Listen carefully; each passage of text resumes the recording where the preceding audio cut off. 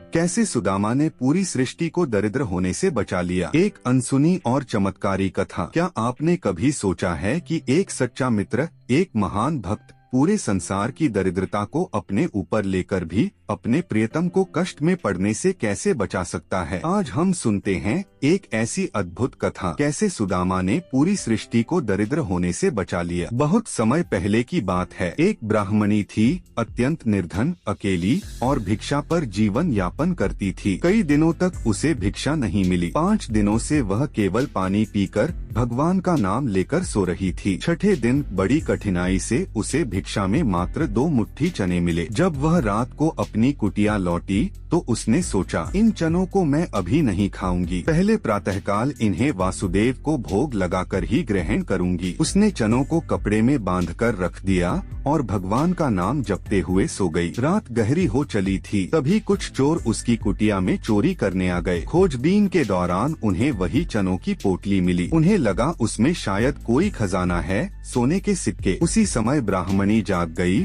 और जोर जोर से चिल्लाने लगी। गांव वाले दौड़े और चोरों का पीछा करने लगे। डर के मारे चोर पास के ही संदीपन मुनि के आश्रम में घुस गए, जहां भगवान श्री कृष्ण और उनके परम मित्र सुदामा शिक्षा ग्रहण कर रहे थे। चोर जब आश्रम में घुसे तो गुरु माता को आहट हुई। वे देखने निकली तो डर के मारे चोर पोटली वहीं गिराकर भाग निकले। अगले दिन सुबह जब गुरु माता आश्रम में झाड़ू लगा रही थीं, उन्हें वही पोटली मिली। खोलकर देखा, उसमें चने थे। उसी समय श्री कृष्ण और सुदामा लकड़ी लेने वन जाने वाले थे। गुरु माता ने वह पोटली सुदामा को दे दी और कहा, बेटा जब भूख लगे तो तुम दोनों यह चने खा लेना। लेकिन सुदामा तो ब्रह्मज्ञानी थे। जैसे ही उन्होंने पोटली हाथ में ली, उन्हें सारा रहस्य ज्ञात हो गया। उन्होंने जान लिया कि ये वही चने हैं जिन पर एक भूखी असहाय ब्राह्मणी ने श्राप दिया है। जो भी इन चनों को खाएगा वह दरिद्र हो जाएगा। अब उनके सामने सबसे कठिन निर्णय था। गुरु माता ने कहा है कि ये चने दोनों मिलकर खाएं, लेकिन अगर मैंने ये चने श्री कृष्ण को खिला दिए तो त्रिभुवंती स्वयं दरिद्र हो जाएंगे। यह मैं नहीं होने दूंगा। और फिर सुदामा ने वह सारा श्राप खुद ओढ़ लिया। उन्होंने सारे चने खुद खा लिए,